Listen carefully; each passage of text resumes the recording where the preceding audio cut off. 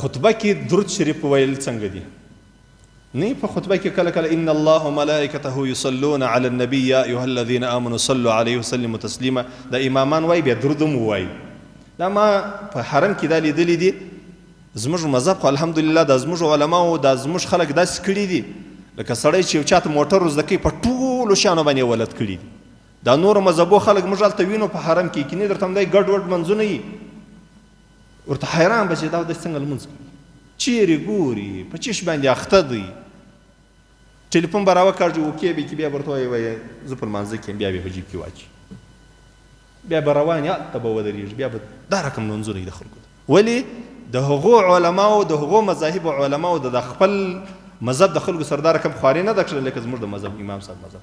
او عجبه بله دا درته وکړم د ټولې دنیا اسلامي حکومتونه چې په کوم ځای کې قانون دی د خپل مذهب مطابق قانون، بیا که د دوی په مذهب کې مسله نه وه بیا به فتوا پر چا په مذهب باندې د امام ابو حنیفه رحمت الله تعالی علیه.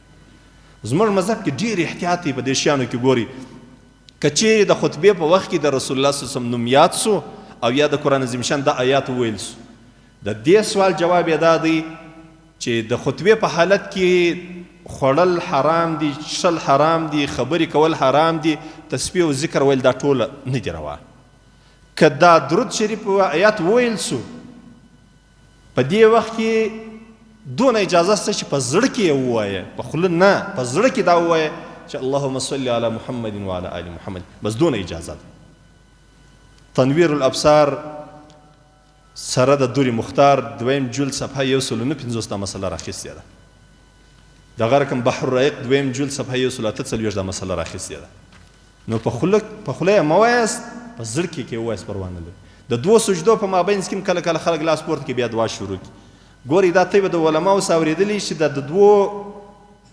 د دوو خطبو په مابینځ کې چې کومه ناسته ده دا د دعا د قبلېدلو وخت دی، لیکن په خوله یې مه وایاست. تا ته الهي حکم تا ته دا دی، شرعي حکم تا ته دا دی چې ته چوپ سه، بس دا ستا ناسته بهترین عبادت دی. په زړه کې که دا تصور د دغه وکړي چې الله معاف پې کوي، یو خاص حاجت په زړه کې د الله څه وغواړي، الله د زړو مالک دی، الله رب العزت به ستا دغه ارمان در پوره کړي. مه لاس پورته کوئ، مه په خوله باندې دعا یې ووایاست. او دغه رقم هلته حرم ته به تاسې ولاړ سئ، انشاءالله الله دې تاسې ټولو ته بار بار حج و عمره در نصیب کړي.